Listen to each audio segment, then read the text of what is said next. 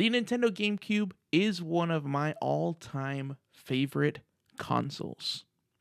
So today, I'm going to be sitting down and talking through every single game in my GameCube collection. My name is James, and I started this channel simply because I love video games.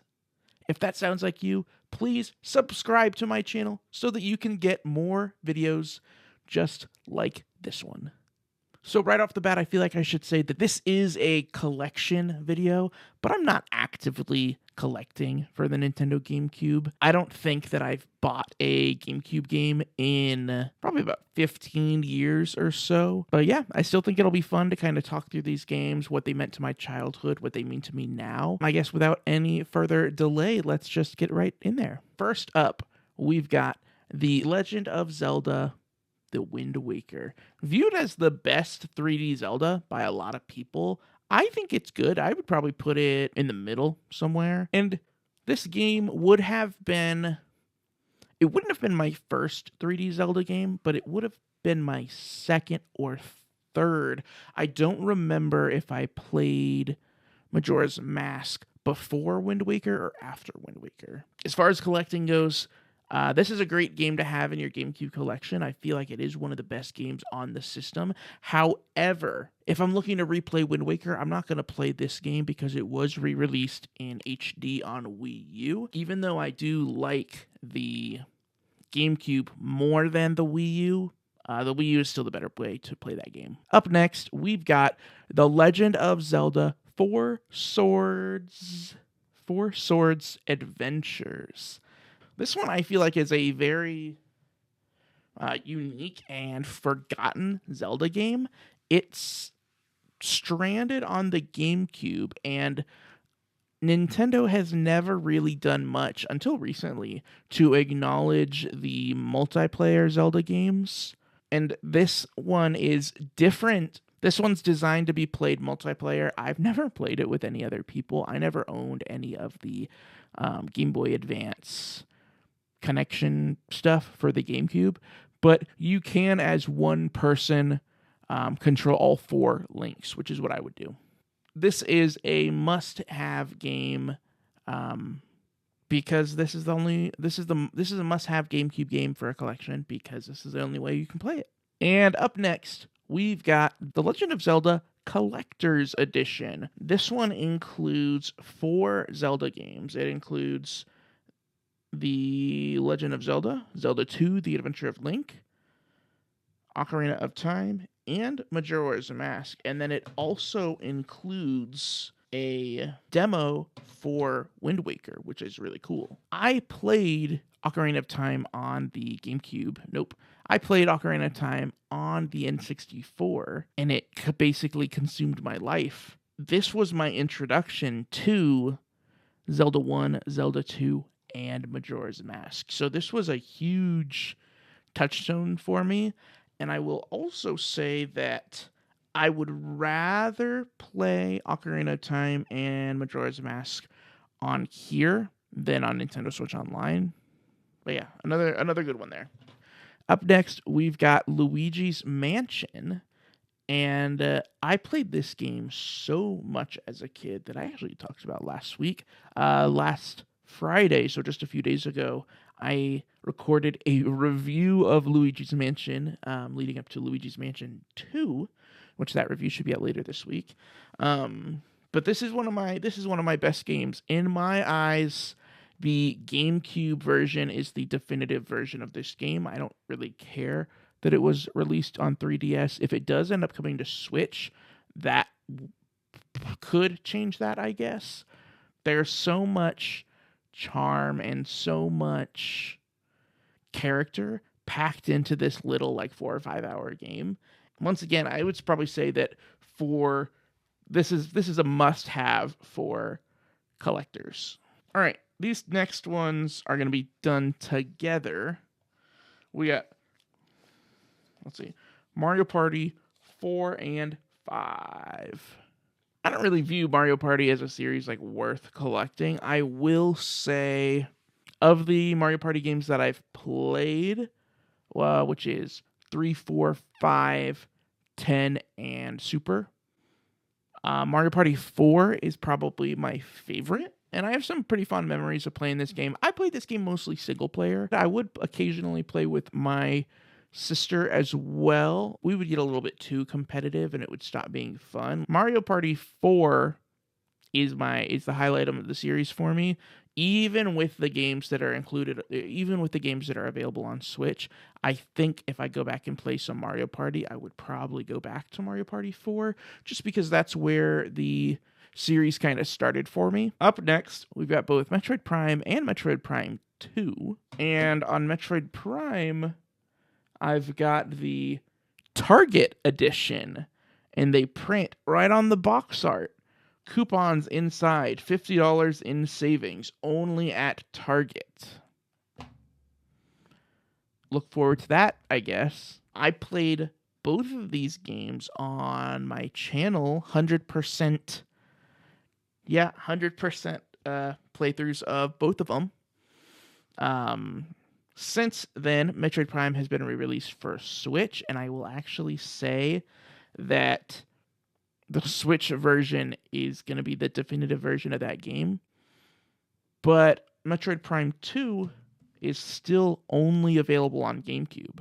And when I played it on my channel, I felt like it still held up very nicely, that I still really enjoyed the game. I had a lot of fun with it. Obviously, it's a 20-year-old game, so there's parts that are going to be a little bit frustrating, but it was still a lot of fun. Check out those videos if you haven't. Up next, we've got NBA Street. This was probably my introduction into sports games.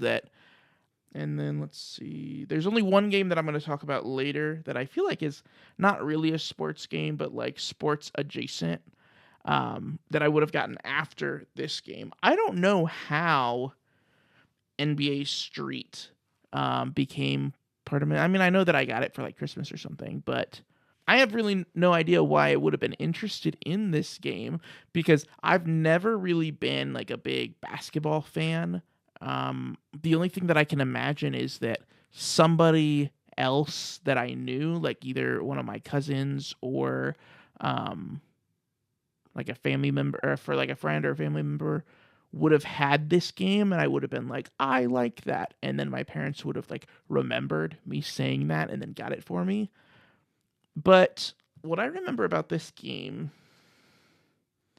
I remember the create a player being insane, and that even though other stats were important, the only stat that we cared about when creating a player was just making our player super tall.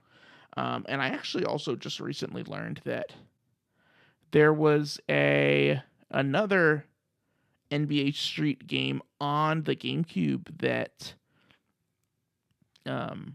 had Mario and Peach and I think Luigi as playable characters, which is so funny to me.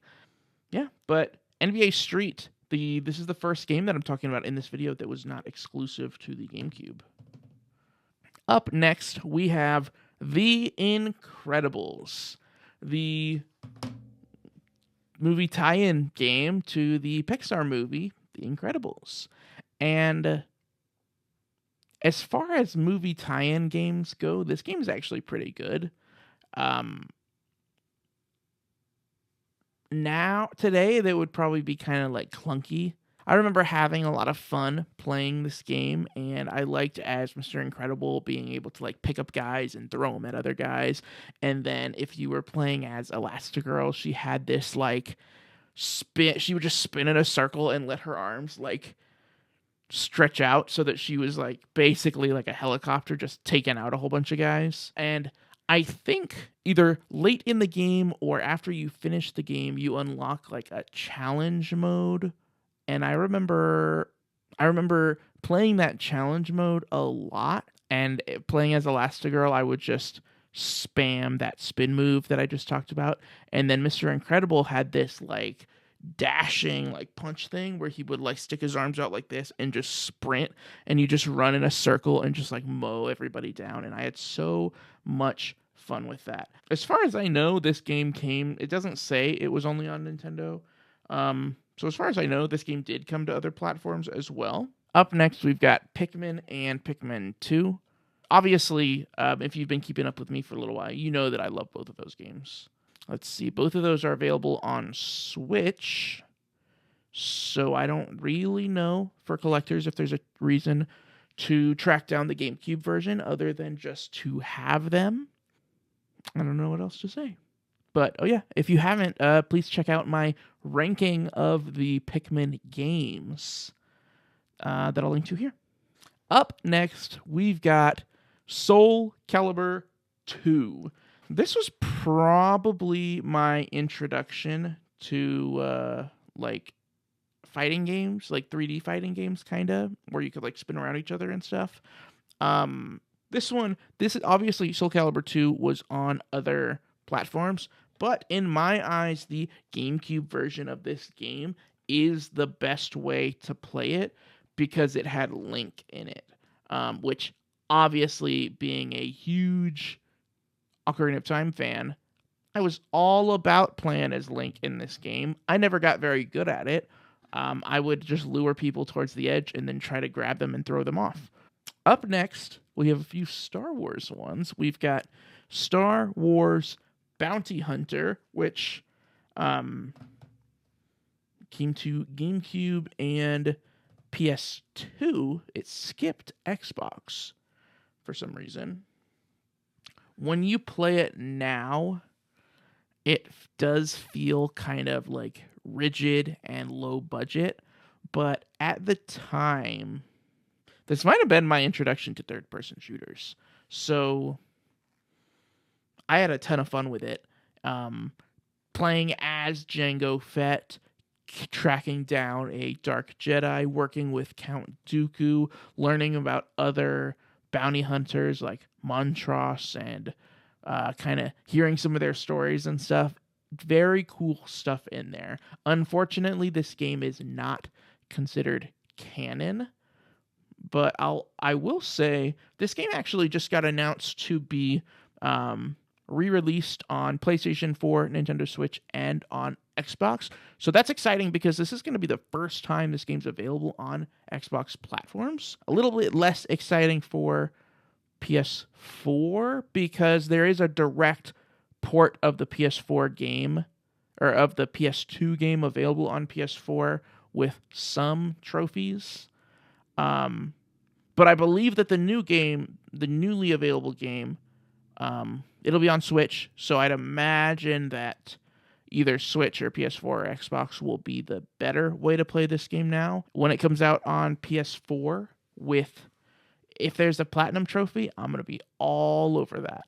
Up next, we've got another Star Wars one, Star Wars The Clone Wars. This is a pretty good one. This one, I guess you could call a 3D, a third-person shooter, but it's most of the game, if I remember correctly, is played in a ship, which I didn't really like that. I wanted to be like a boots-on-the-ground Jedi, or like Clone Trooper or something. I wanted this game to be Star Wars Battlefront that I didn't even know existed. Still a pretty fun game there. There was the arena from episode 2. There's a challenge mode where you just face, I think, endless enemies. You can play as there's a selection of Jedi that you can play as. I think Mace Windu's in there, Anakin, Obi-Wan, Yoda. You can also play as a clone trooper or like a battle droid or something too. Very fun stuff there. As far as I know that this game came out obviously on GameCube and on Xbox. This game might have missed PS2. I'm not sure about that. I want to say this game actually was just recently popped up on PS4. So the same way that Star Wars Bounty Hunter got kind of revived with trophies and stuff, I want to say Star Wars The Clone Wars got the same thing a few weeks ago. Up next, Star Wars Rogue Leader, Rogue Squadron 2. This game's hard. This game's very hard. as far as collecting goes, this is a must-have GameCube game because this is the only way available to play. This is the only way available to play this game, and the entire series is stuck on Nintendo platforms. The first one being on N64, and then the second and third one both being on GameCube. I did attempt to play this game in a Let's Play, and a good chunk of the missions I was able to. I think I beat like 7 or 8 missions, and then by the time I got to mission like 8 or 9, I had to just I used cheats to give me like unlimited lives, and even then I still wasn't able to actually beat the final level. This game is very punishing, very difficult, but definitely worth checking out if you're a big Star Wars fan or a big GameCube fan. I would say this one is probably a must-have. Up next, we've got one of my all-time favorites, Super Mario Sunshine, which if you haven't yet, please check out my 3D Mario ranking that I'll link to. And man, what to even say about this game? This game came out when my dad was still playing games with us. That there was like between this game, between my dad, my sister, and I, there was a unspoken like competition to see who could beat this game the fastest. And that's something that I'll always think fondly of. And also, this game is the reason that I have this channel. Shout out to my friend Kevin over at a 2-player co-op. He played Super Mario Sunshine and he hated it. And I was so upset. I just told him that it's because he's bad at it and he doesn't get it and all this stuff. And that is what sparked that very first Let's Play series for me. That now, here I am, probably 4 or 5 years later, still making videos. I'd say this is a must-have for collectors just because it's so good in its original form, but also because on the Switch it's kind of difficult to find. That they only did limited releases of the physical cartridge, and now the digital version is no longer available to buy. I don't know why Nintendo does crap like that. Yeah, Super Mario Sunshine. All right, only 3 games left. First one is Super Monkey Ball 2. Which, I don't know what happened to the disc. It's not in there. So, no clue. So, probably never going to play that game again. This one was only for GameCube at the time. But Super Monkey Ball Banana Mania on Switch, PS4, and Xbox includes both Super Monkey Ball 1 and 2, which is probably a better way to play that game. What I remember most, though, about Super Monkey Ball 2 is the mini games. That we didn't really play the main levels very much just because we weren't very good at them. But my sister and I would play a lot of like Monkey Race and Monkey Bowling. And let's see, my dad enjoyed Monkey Golf. We would play that together sometimes. Let's see, my sister was the freaking best at Monkey Target. So yeah, and I think actually all of those games are available in the Switch version now. Up next, we've got Super Smash Bros. Melee. This game is still regarded by a lot of people as the best Smash Bros. Game. It did so much for the series as far as introduced being able to like charge up attacks and stuff, and it was so quick and so kinetic, and that was one of the criticisms with Super Smash Bros. Brawl on the Wii when it came out was that they slowed it down a little bit.